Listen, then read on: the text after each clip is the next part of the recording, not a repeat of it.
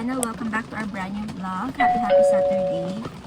Sobrang lakas ng ulan. Pasaway talaga to si Papa Dave. Kasi pinilit niya akong sumama. Kasi may meeting siya dito sa may commercial. May ano siya. Sabi ko, anong gagawin ko naman sa meeting mo? Ano yun?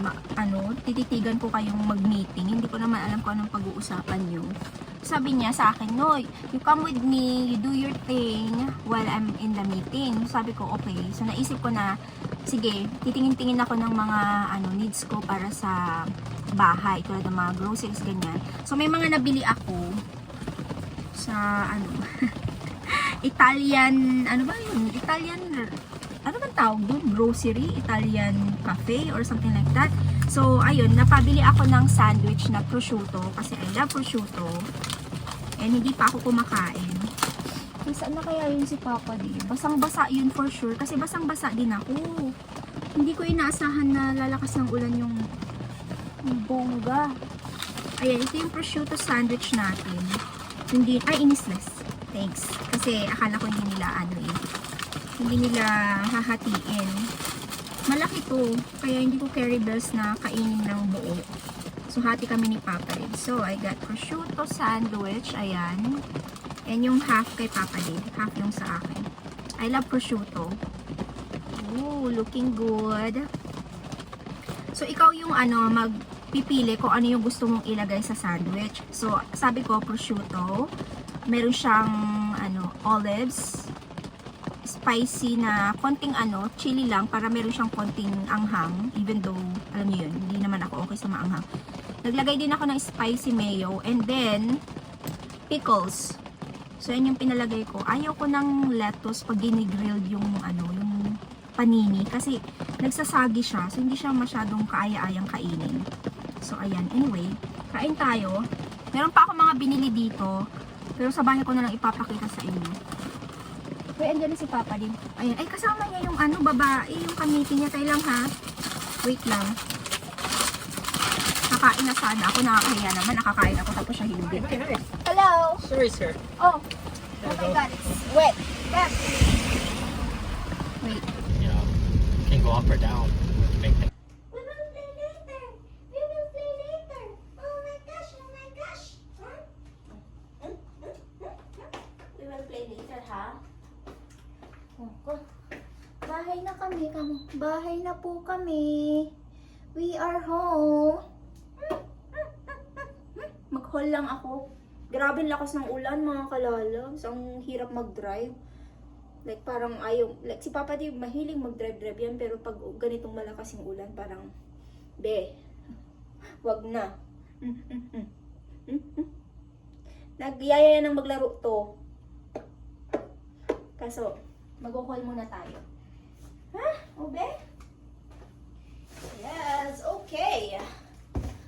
Ito yung mga nabili ko. Bumili ako ng beer para sa ating fish and chips. Actually, ito yung napili kong brand. So, kailangan kasi ng beer o kaya, anong tawag dito? Yung pwedeng soda water. Pwede siyang sparkling water. Pero sabi nila much better kung lagyan mo ng ganito. Yung original ba na recipe talaga ng fish and chips. So, ayan, beer. And then, bumili ako ng cornstarch. And patatas. Gagawa sana ako ng yam fries tsaka patatas. Pero patatas na lang. And we have, may nabili pala akong ganito. Ano yung pangalan nito? Kasi gusto kong gumawa yung sikat ngayon na Dubai chocolate. Kung alam niyo yun. Gagawa ako nun. So, nakakita ako nito. Ayan siya. Nabili ko siya nasa around, $9. Ayan. Marami na to. Pwede kang gumawa ng merong parang strawberries o kaya yung chocolate talaga. Pero ang gagawin ko is yung may strawberries. May prutas. Parang ganun. Ayan. Dubai chocolate. Try natin one day. Anong pangalan nito? Nakalimutan ko. Lagay ko dito, ha. Kasi hindi ko alam kung paano siya i-pronounce. Kafti? Hindi ko alam, basta. Meron siyang ano bang pangalan nito? Nakalimutan ko. Basta, lagay ko dito sa screen. And we have pickles. Gagawa tayo ng sarili nating dipping sauce. Pickles. Ayan, lalaki ito. And then, ano pa yung nabili natin? And capers. And we have Dijon mustard. And we do have, ay, may nabili pala akong ganitong sili or pepper. Tingnan nyo to, oh. Hindi ko alam kung maanghang to, pero may nakita ako. Parang inggit-inggit na ako dun sa kumakain nito na parang sabi niya hindi maanghang. So, dinidip niya lang sa spicy mayo or some kind of dipping sauce. So, ayan siya, oh. Kakainin mo lang talaga siya ng parang prutas. Sabi ko, ito kaya yun?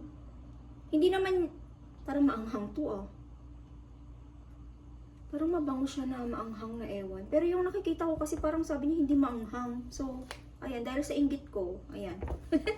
Nainggit sa pagkain. Bumili ako niyan. Tapos, bumili ako ng okra. And we have more. Ay, nakalimutan kong bumili ng lemon. Pero may lime naman ako, siguro okay naman na yan. Ito yung paborito ko. Kasi ito, pag meron ka dito sa bahay, tapos meron kang pasta, pwede kang gumawa na anchovies pasta. Diba? Masarap kaya yon. And then, ito, mangga. Meron kasi akong bagoong. So, alam nyo, kung natatandaan nyo, nag-post ako sa aking Facebook page. Nagtanong ako niya kung pwede bang magdala ng bagoong dito sa Canada. And may nagsabi na huwag ka nalang magdala kung mayroon siyang laman na karne kasi bawal. And alam nyo ba, dineclare ko lang siya. Tatlong lang naman, yung tatlong jar. Yung ito, MQ. Ayan, MQ Kitchen. Ito naman is meron siyang salmon. Yung isa may beef, yung plain binigay ko sa kaibigan ko. Sabi ko, buti na lang yun ang binigay ko sa kanya. Kasi sabi niya, hindi siya mahilig kumain ng bagoong na may karne-karne. So, plain yung binigay ko. And sabi niya, napakasarap. So, ayan, MQ Kitchen. Masarap daw. Sabi niya. Ako, na-try ko yung beef. Masarap naman siya. And then, kahit yun lang yung yun lang yung ulamin mo. Yung MQ Kitchen na may beef. Yung beef niya, buong-buo talaga. Hindi siya ganun kaalat. Sakto. Masarap siya. Try nyo din, MQ Kitchen. So, tatlong jar lang yung nadala ko. Sabi ni Papa, di huwag ka magdala-dala ng ganyan kasi delikado, sabi niya. Pero pag dineclare mo naman, hindi ka naman magkakaroon ng problema. They can take it away, hindi ka matcha-charge, I think. Correct me if I'm wrong. Pero kung hindi mo siya dineclare tapos na huli ka, yun yung magbabayad ka. May fine. Kaya, isearch nyo muna kung pwede kayo magdala ng mga ganyan-ganyan. Luto na tayo, mga kalalab. So, itong ating gagawing french fries, iboboiled ko muna siya bago natin siya ipa-fry. Para madali siyang maprito ba. So, ayan. Di ko alam kung ganito din yung ginagawa niyo, pero ito yung best way para sa akin. Ang dami kong french fries. At saka makakapal yung slices. That's okay. Kami-kami lang naman ang kakain eh. Ayan. Tapos, lalagyan ko siya ng konting asin. Para meron siyang lasa. Kunti lang. Ayan. Hintayin natin yung lumambot. Tapos, tatanggalin natin siya. And then, ipa-fry natin mamaya. So, habang hinihintay natin yung ating patatas na lumambot, gawa tayo ng butter para sa ating fish. So, ito pala yung fish natin. Again, this is codfish. So, nakalagay na lahat yung ingredients dito sa aking bowl. So, ang mga nakalagay dito is flour, cornstarch, but much better kung corn flour yung gagamitin nyo. Pero ito yung meron ako. So, wala na ako magagawa doon. So, let's see kung okay ba siya o hindi. I'll let you know kung okay ba ang cornstarch or much better na corn flour, diba? So, ayan yung ating gagamitin. And then, meron tayong baking powder. Meron akong paprika. And, ilalagay din natin tong beer. 1 cup lang na beer yung kailangan natin dito. So, yung exact measurement ng ating ingredients will be at the comment section. I-check nyo na lang dyan. So, kung sakaling gusto nyo din gumawa ng fish and chips. Diba? So, share is care. Ano daw? And by the way, again, you don't need to have beer kung ayaw nyo. You can use sparkling water. So, kung ano yung meron sa inyo, yun yung gamitin nyo. So, ayan. Ang na lang dito, ang ilalagay ko na lang is beer. And by the way pala, mga kalalabs, gagawa tayo ng sauce para sa ating itong fish and chips. So, mamaya yon. But for now, prepare muna lahat natin yung mga needs natin para sa ating isda. So, buksan ko na to and transfer sa ating measuring cup. And then, i-add natin yan sa ating bowl. Ay, bula-bula siya, B. Ha? You can drink the, leftover. Kasi meron siya, oh. Ay, ang bango nito. Smells good. Kakaiba yung amoy niya. May sugar ba to? Baka mamaya may sugar siya, B. Ano yung ingredients mo, B? Ayan. So, okay na yan. We will add it here. Oh, diba? Ganun pala yun. And then, halu-haluin lang natin siya hanggang sa maging ano siya. I think kulang yung ating yung ating beer.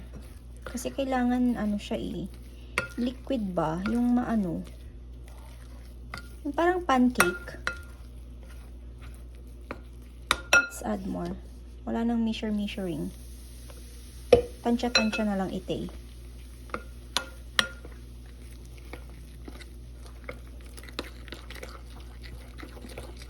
So, sana tama itong pinagagawa natin. No?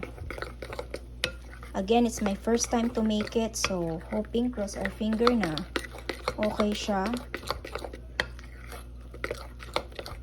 At least na-try natin siya, diba?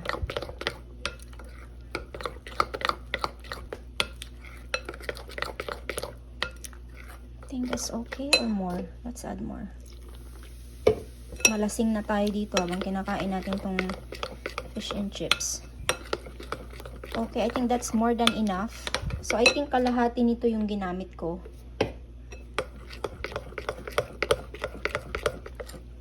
Yan yung constancy ng ating Ang kailangan natin ganyan. May pagka-liquid. Okay, that's perfect. Tabi natin to. Tapos, prepare natin yung isda. Lalagyan ko lang to ng asin. So, ito na yung ating isda. And then, meron tayong flour dito. Nilagyan ko to ng asin. And ito na yung ating butter para sa ating isda. And gagawa naman tayo ng ating dipping sauce. So, may mayo ito. Lalagyan ko siya ng pickles and capers. And then, wala akong lemon. Pero may lime ako. Siguro okay naman yan. And lalagay din tayo ng Dijon mustard dito sa ating dipping sauce. So, ayun na yung ating mga needs para sa dipping sauce. Alam niyo, ang sarap nung nabili kong pickles. So, ihalo-halo lang to. Ayan. And then, we will add salt and black pepper also. So, I think add lang tayo ng konti ng lime.